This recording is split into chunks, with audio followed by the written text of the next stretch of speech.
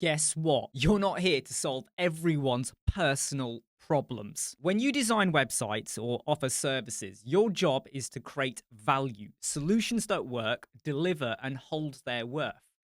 What you can't do is cater to everyone's individual circumstances, like your client's life, their job, their family.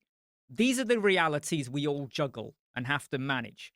But that isn't your responsibility to accommodate, because you are going to have some clients who can't afford your services, for instance.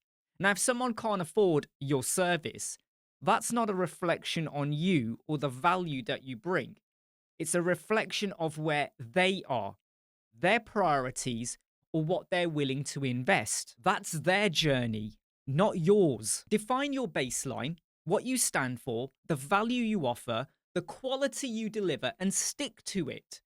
When you start to adjust your standards for everyone who says, I can't afford this because of XYZ, you're going to dilute your vision, your business, and your confidence. The truth is that when you stand firm, you're going to attract those who are ready for what you offer. Those who see your value or the value of what you bring, they're going to be willing to meet you at your baseline, your level. Those are the clients who grow with you.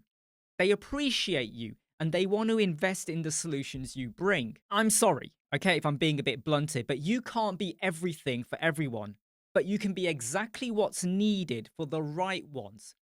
Set your baseline, stick to it, let them appreciate you.